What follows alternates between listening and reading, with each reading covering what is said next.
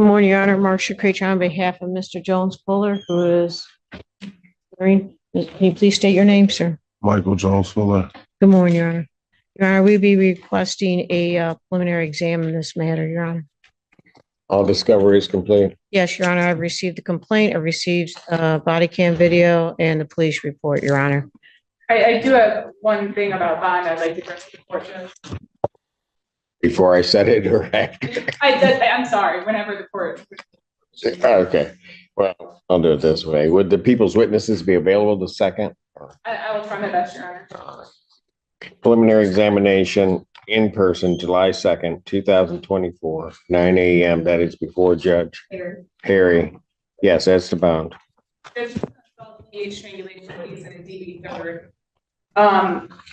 When he was arraigned on June 13th, 2020, he called his friend, after he was told not to contact the victim, he called his friend to ask and gave the friend the victim's phone number and asked the friend to have the victim bond him out or to give him money to bond him out.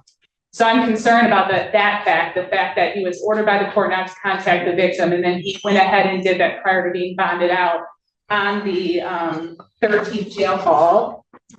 We had originally asked for a $250,000 bond in this case, and he was given only a $25,000 bond. So I am concerned about that. Mr. Creature.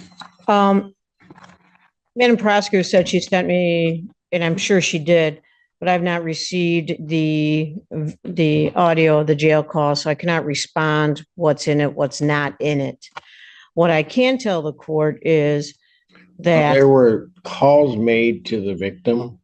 I can't represent that. I haven't heard them. I guess I want to make sure I'm hearing what I'm hearing. There were calls made to third party, telling the third party to contact the victim and giving the victim phone number to the third party. That was the same phone number in the police report. Got it. Okay. Go ahead. All right, so I cannot speak to the phone call because I've not heard the recording of it. What I can tell you is that I have yelled at my client, admonished my client if that did happen, he's not to have any contact with the victim. He's not to contact or have a third party contact her in any way or fashion. Well, why did he do that in the first place? I don't know if he did or he didn't. It's the Mr. first I've heard of it. Go ahead. What? He explained to me that he did make a call to his friend Ali to have funds released so he could be bonded out. That's what my client tells me.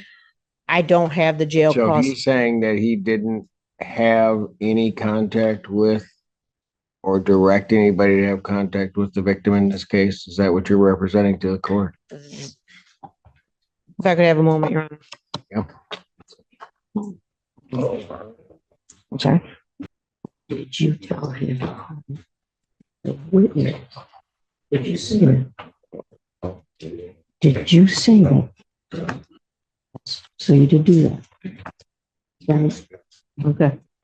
Your Honor, after conversations with my client, he states to me that he did ask his friend to contact the complaining witness in order to release funds to have him bonded out, Your Honor. He understands that he shouldn't have done that. I've yelled at him about that. I've explained to him that he cannot have any contact with the victim. He did not, on that jail call, from listening to Miss Blanche's details, tell her not to show up, tell her not to cooperate. So I would ask that he be allowed to remain out on bond, Your Honor. I can't hear you. Sure. And he wanted me to continue to say that he is fully employed, has a job waiting for I him. understand that, but he's given certain conditions regarding his bond and just willfully violates. Defendant's bond is modified, defendant's remanded, defendant's bond will be set in the amount of $100,000 cash share. Thank you, Your Honor.